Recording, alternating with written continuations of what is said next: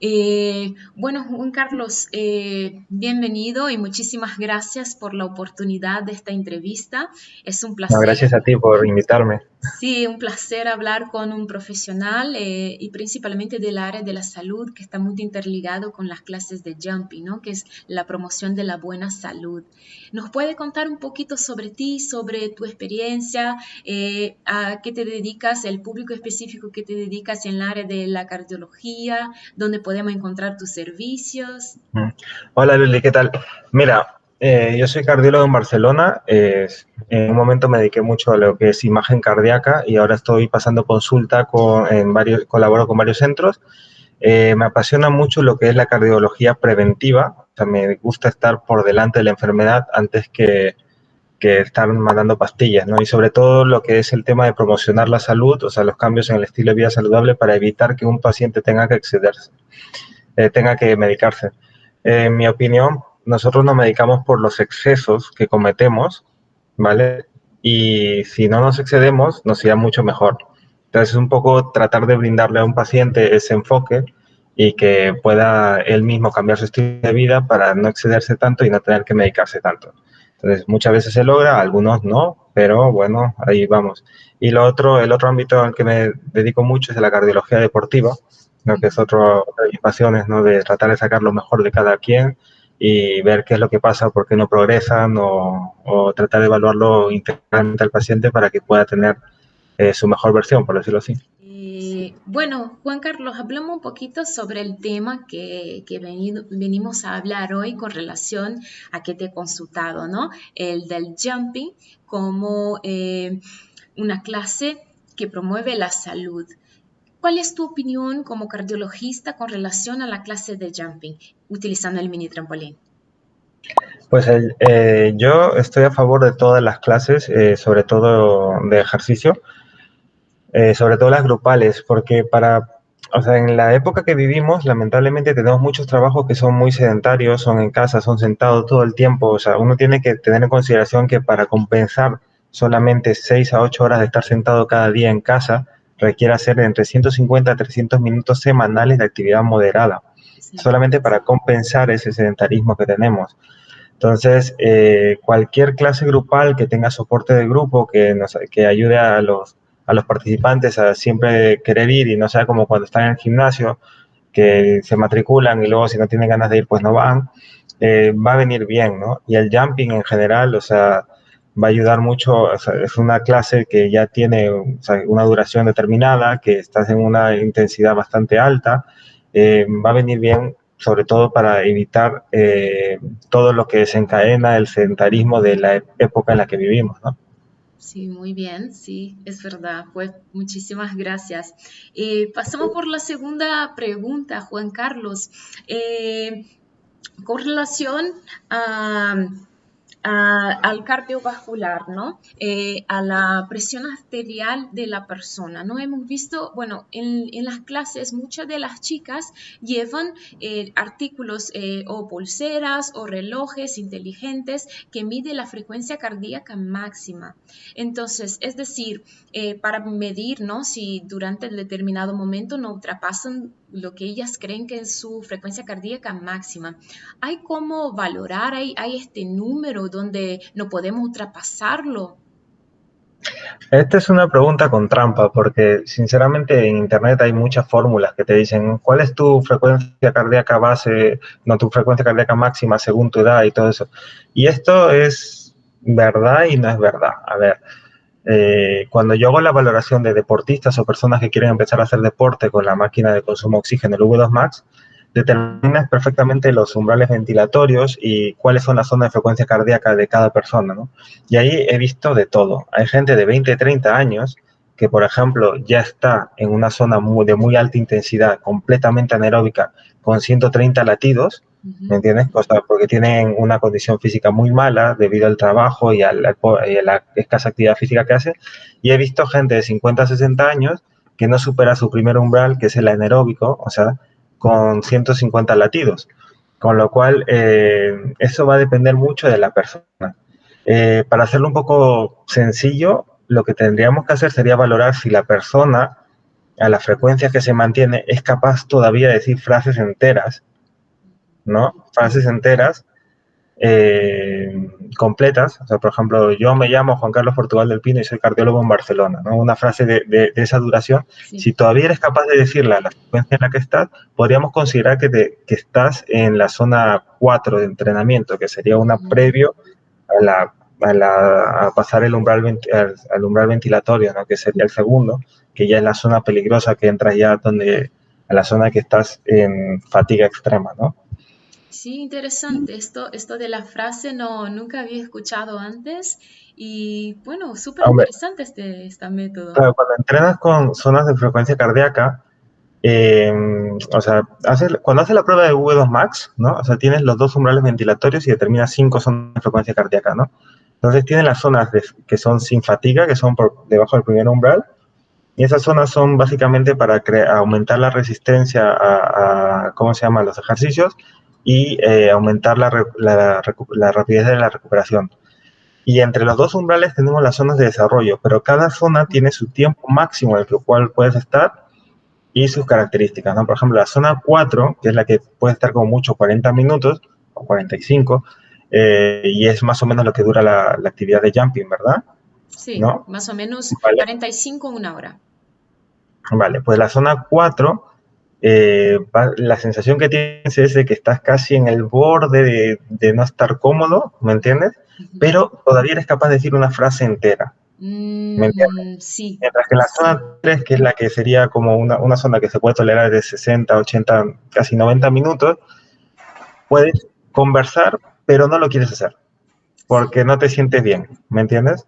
sí. Entonces, claro, tus zonas de frecuencia cardíaca son muy personales y depende de lo que tú hayas venido haciendo. O sea, si alguien va al jumping y que está acostumbrado a correr, ir a piscina, a nadar, jolín, o sea, de repente, pues 160 es un número. Ujú, Pero si alguien no se ha movido mucho, pues 120 ya es mucho para él. sí, Y no depende tanto de la edad, eso depende más sobre todo en esta época, diría yo, depende sobre todo de cuál es tu estilo de vida. ujú. Sí, súper interesante esto. Es una cosa que voy a tener en cuenta con mis alumnas ahora, a ver si al final de la clase pueden decir una frase entera Más que al final es durante la actividad. durante la actividad. Vale, sí, perfecto. ¿Vale? O sea, durante la actividad, porque después todo el mundo ya se recupera muy rápido, ¿no? Sí. Bueno, o no. Bueno, una otra pregunta, Juan Carlos, es que mucha gente cuando decimos un poco sobre la clase de jumping nos dice, es clase de cardio, es clase de cardio. Entonces, la pregunta es, ¿podemos decir que la clase de jumping fitness es una clase de cardio? Esto también depende de la persona, porque de repente, o sea, si alguien está, a ver, yo considero que el jumping, en base a la experiencia que tengo yo con ejercicios similares, es de alta intensidad. Entonces, podría ser considerado una clase de cardio si se metiera entre los dos umbrales Mm, y el tiempo específico, ¿me entiendes? Pero puede haber personas que no, que esta intensidad ya le supera el segundo umbral. ujú, Entonces estarían haciendo entrenamientos anaeróbicos y probablemente estén sobreentrenando. Sería más como, eh, no sería considerado cardio, ¿no? El cardio en general se define como una actividad que tú vas a hacer por más de 15 minutos de ujú, manera sostenida, sin interrupciones, para trabajar los mismos músculos todo el tiempo. Entonces, porque lo que tú buscas no es que el corazón lata más rápido, lo que tú buscas es de que los músculos aumenten su capacidad de extracción de oxígeno de la sangre, mm, ¿me entiendes? Y esto se logra con actividades sostenidas por más de 15 minutos, por más de 15 minutos. pero a intensidades bajitas. Entonces, claro, lo mismo. Si una persona está entrenada, puede ser considerada una clase de cardio. ¿Por qué? Porque va a estar trabajando entre las zonas que tiene que trabajar. Si una persona no está entrenada, pues Ya no sería ya no cardio. sería una clase de cardio. Sí, esto es muy interesante lo que dices. Sí, exacto.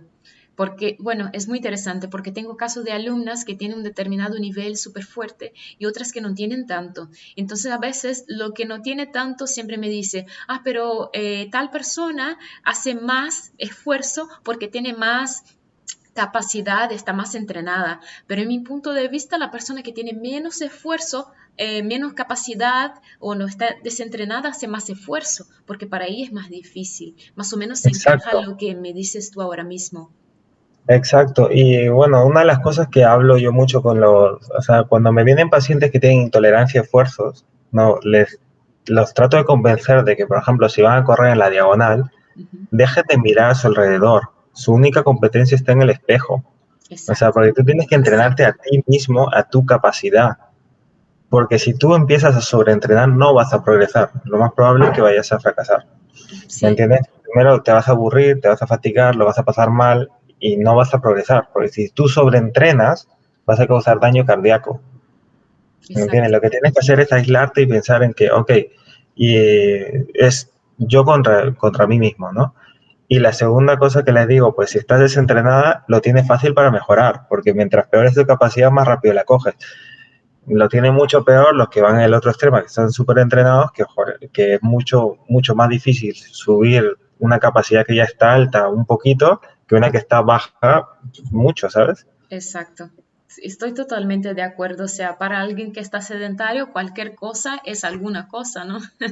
Exacto, y normalmente los que no tienen capacidad alguna, o sea, llegar a al promedio de su edad es bastante rápido.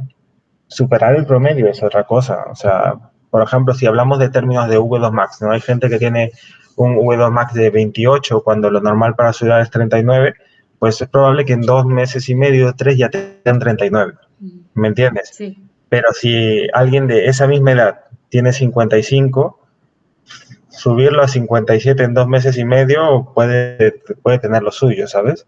O sea, sí, es verdad que, claro, ya necesitas más carga, más tiempo, más horas. claro. O sea, básicamente, o sea, se dice que en condiciones ideales, alguien joven puede llegar a 60 entrenando 1 hora diaria. O sea, Ujú, 7 horas semanales te hacen 60 de V2 Max en ujú, condiciones ideales. ujú. Pero la verdad, en la práctica, No ya te es. digo, o sea, que cuesta muchísimo pasar el umbral del 60. O sea, es gente que se pega horas de entrenamiento con una rigurosidad y una disciplina brutal, ¿sabes? Ujú. Bueno, y muy interesante el aporte. Estoy totalmente de acuerdo con lo que vivo empíricamente, encaja exactamente a lo que comentas. Hablando un poco con la cuestión de los dispositivos, ¿no? Que hemos dicho que algunas de las chicas llevan sus pulseras, sus relojes. ¿Tú nos indicarías algún dispositivo en específico? Digo nada más por la cuestión en la en los resultados, en la información correcta, A ¿no? ver, lo más importante es saber usarlo, ¿no? Por ejemplo, yo llevo uno aquí, ¿no? Ujú. Y la verdad es que yo lo que veo mucho es que la gente lo lleva suelto Mm, y lo lleva eh, como que muy cerca de la muñeca. Ahí mm, no es tanto el efecto, es decir, siempre le salen como que medidas muy altas. Entonces, lo que ujú. tienen que hacer es ponérselo fijo y en una posición que se vea rara. Más abajo yo Dos lo dedos por tengo. debajo de, exacto, Ok, no más más abajo. aquí, por ejemplo. Y fijo, Y lo tienes muy fijo. suelto, Ok, ahora ya ¿vale? corrijo el mío. Entonces, yo por ejemplo, soy muy fan de Garmin, ¿vale? Pero porque este dispositivo me ha sorprendido muchísimo, ¿eh? Tiene sus limitaciones, pero es Admin. bastante, sí, Mm, soy muy fan del mío, ¿eh? O sea, pero yo tengo uno bastante bueno. Eh, Me ha sorprendido bastante el dispositivo, pero en general he visto muchísimos dispositivos y la mayoría son todos exactos. Hay que conocer que los pulsómetros tardan 30 segundos más o menos mm, en coger la frecuencia cardíaca que uno tiene. Entonces, si estás haciendo entrenamientos intensivos de, por ejemplo, 10 segundos a tope, luego paro, 10 segundos, no te va a seguir, no le hagas caso. No te va a seguir, mm, no tiene la capacidad, ni siquiera el mío. Tendría que usar la banda, ¿me entiendes? vale. Eh, entonces, para este tipo de ejercicios no va bien. Para los que va bien sería, por ejemplo, los que son sostenidos y tal, porque no está variando la intensidad, ¿vale? Yo creo que todos van relativamente bien, casi todos. O sea, los que son más pequeñitos como el tuyo tienen el problema de que si estás expuesto a la luz solar, ¿vale? Como no lo cubren completamente el sensor, Sí. puede ser que la luz los altere. Wow. Luego, el frío hace que haya menos capilaridad en la piel, entonces tampoco te ayuda mucho porque si no pasa la sangre por la piel no van a sensar nada. Entonces, si tú conoces las limitaciones de tu dispositivo, sabes cuándo tienes que hacerle caso y cuándo no. Wow, súper ¿vale? interesante. Yo no tenía ni idea de estas pequeñas interferencias en relación al dispositivo. Sinceramente no tenía en O sea, yo he cuenta. visto, a ver, de todo. Y yo lo que le digo a todo el mundo es de que, a ver, ¿para qué lo vas a usar? Si tú vas a hacer reporte todos los días y tal, y quieres progresar, que te mida si estás yendo mejor, que te intente calcular el umbral del lactato y lo que sea, porque vas a hacer una triatlón o lo que sea, pues vete a los guays. Pero si tú quieres entrenar 3 veces por semana y solamente quieres tener la posibilidad de monitorear tu pulso cardíaco, hombre, es más interesante tener un smartwatch, ¿no? Que te diga más cosas, que puedas controlar el móvil, las notificaciones y tal. Ujú. Bueno, esto también lo hacen, pero por ejemplo, el Apple Watch o los de Huawei, o sea, te hacen un mogollón de cosas eh, y te hacen la vida más sencilla y ya hacen esta parte de la actividad bien, ¿sabes? Sí, esto que has dicho antes son las cintas del pecho, ¿no? Que se ponen debajo del pecho. Sí, Ok, es, las cintas de pecho son súper precisas. Son súper precisas. Ahí sí que no es prácticamente imposible que lo detecten mal. O ok. sea, yo muchas veces cuando hago la prueba del consumo de oxígeno con prueba de esfuerzo, o sea, la prueba de esfuerzo cardiopulmonar, la más completa que hay, ¿vale? Pongo los electrodos y pongo la cinta. Y la diferencia es ninguna. O sea, es casi. Yo te diría que es la misma que la que van a censar los electrodos, que es la prueba de esfuerzo, vamos, que es lo más avanzado que hay para ver tu frecuencia cardíaca. Bueno, genial, perfecto. Eso es una dica súper importante que para las personas que van a ver el video y también para repasar a los alumnos está súper interesante porque a las vagadas me preguntan con relación a cuál dispositivo y esto de cómo utilizar para mí ha sido la clave. Muchísimas gracias. Hay un video en mi Instagram sobre cómo colocarlo. Ah, perfecto. Porque es una pregunta súper frecuente en la Sí, consulta. O sea, muchas veces me vienen y me dicen, cuando subo las escaleras me marca 190. Y yo, vale, la próxima vez te lo bajas y lo compruebas. Dice, vale. tienes razón. Pero, ¿me entiendes? Es un tema de si estás suelto no vas a censar bien, Ujú, sí. ¿vale? Bueno, perfecto. Una otra pregunta que, bueno, es una duda que tengo como instructora es relación a las personas que vienen a la clase. Bueno, como habíamos hablado antes, es una clase intensa. Lo que hago antes que la persona venga a la clase es una preselección a través del cuestionario PARQ más algunas otras preguntas, ¿no? Eh, para saber la salud de la persona, si tiene algún tipo de patología, algún tipo de problema cardiovascular y tal, o si hace algún tipo de uso de medicación controlada. Y en este caso, en caso afirmativo, lo que pido es la autorización médica para que pueda seguir con la clase. Pero hay la población que consideramos como sanas, o sea, son personas que te rellenan el formulario, está todo bien con su vida, no pasa nada, pero aún Y así se puede. desmaya. Exacto, que puede pasar algo con estas personas. Es decir, Mira, primera sí, regla es de que nunca, o sea, si vas a hacer un esfuerzo maximal, nunca pares de golpe. Y esto me pasa a mí mucho en las pruebas bueno, mucho no, pero afortunadamente no mucho, pero más o menos yo te diría que 1 o 2 pacientes cada mes se les da un vaído, se desmayan en la prueba de esfuerzo. ¿Por qué? Porque los llevo a tope y luego tienden a parar porque ya no pueden más y si paran de golpe toda su respuesta, o sea, si no tienen entrenado su sistema nervioso autonómico, o sea, toda su respuesta se vuelve parasimpática de golpe y boom, se le baja todo y tal. Y esto no es peligroso, esto lo que habla es que están desacondicionados físicamente, ¿me entiendes? O sea, la primera regla de oro sería no parar de golpe, no o para sea, de bajar a golpe. un 40% de intensidad, ¿sabes? Y la segunda es que, claro, o sea, si están muy desacondicionados les va a pasar. Esto es como que hacen kickboxing de buenas a primeras y nunca han hecho nada, ¿sabes? Sí. Kickboxing, o sea, este tipo de clases de artes marciales y tal son muy intensas. Entonces, eh, hombre, no te digo que no lo puedan hacer, Sí, claro. ¿no? No te digo que no lo vayan a poder hacer. Lo que pasa es que tienen que quizás desarrollar un poquito de cardio antes y un poco, no sé, bajar la intensidad del esfuerzo al principio, ¿no? Ujú.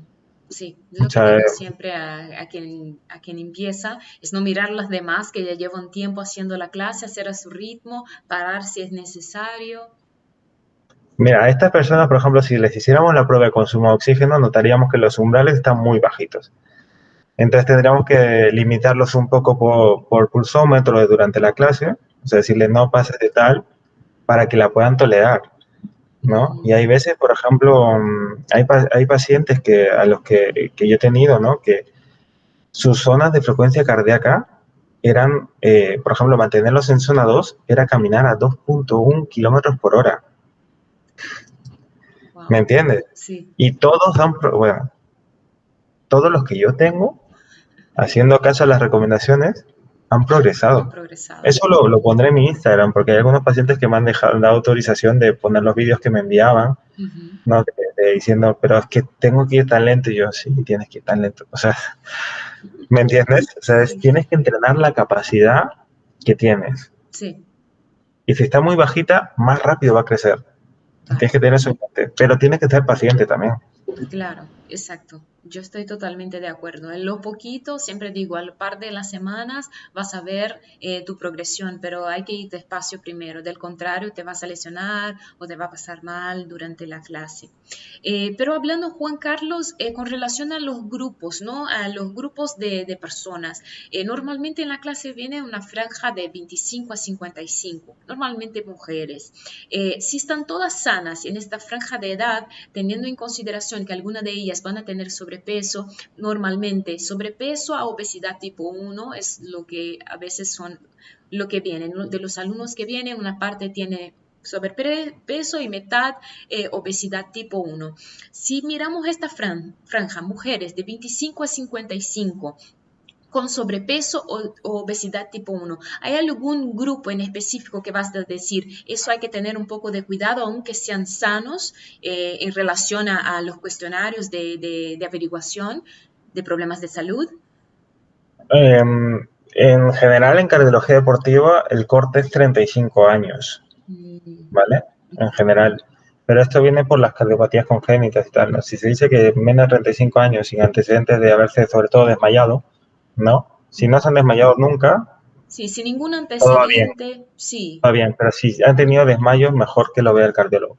Y luego, si tienen algún familiar que haya fallecido antes de los 35 años, ¿vale? Porque muchas veces dicen, no, pero falleció de accidente de tráfico, pero tú no puedes saber si falleció de un accidente de tráfico porque le dio una arritmia maligna y justo luego tuvo el accidente, ¿me entiendes? Si tienen familiares que han fallecido antes de los 35 años, también sería bueno Mm, verlo por el cardiólogo antes, ¿no?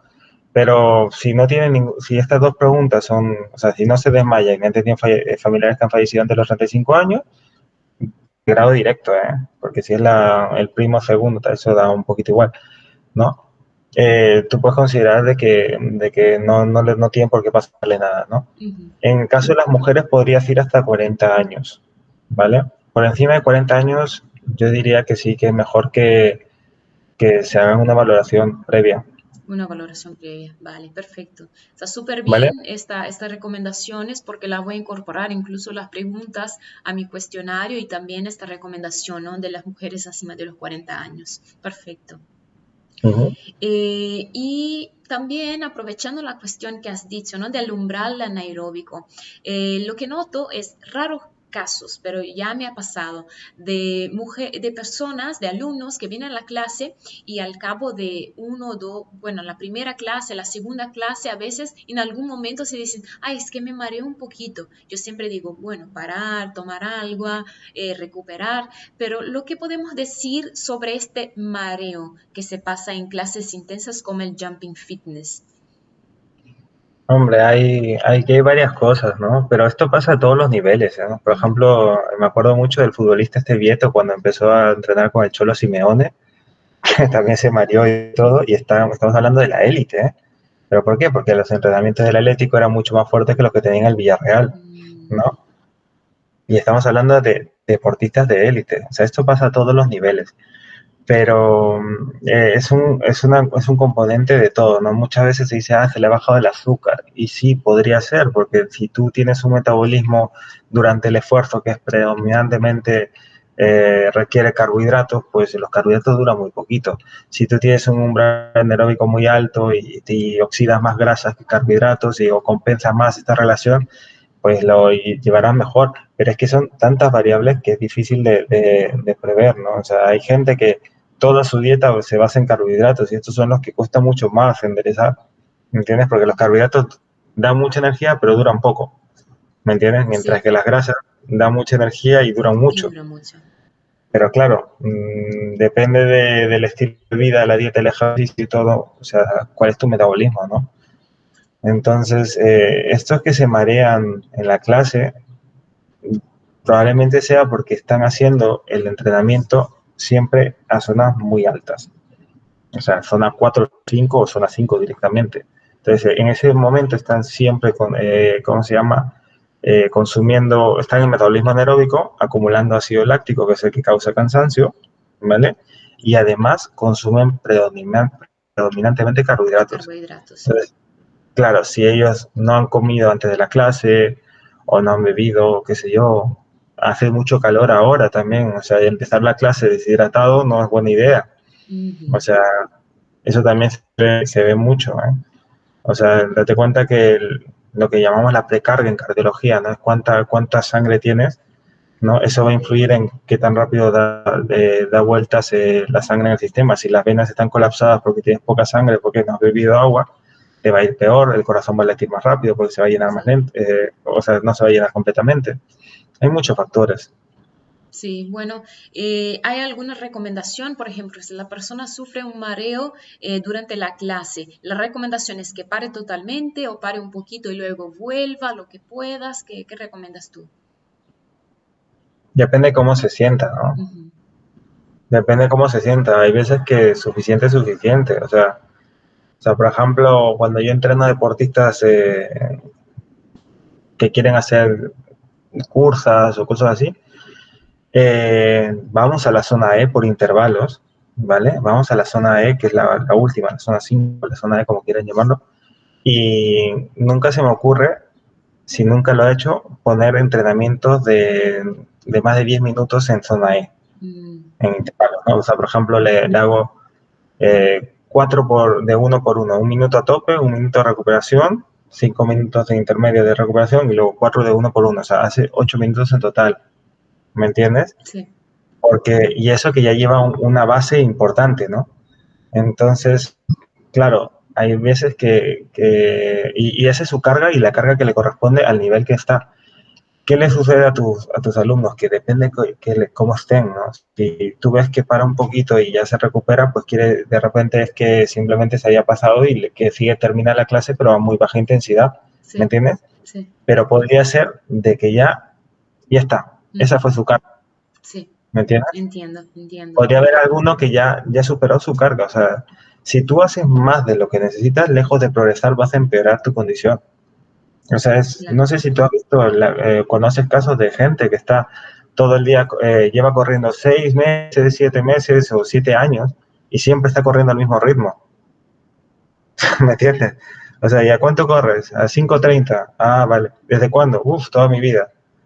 Entonces, ¿por qué no progresa este tío? Porque siempre está haciendo sobre lo que le corresponde, ¿me entiendes? Ujú, ujú.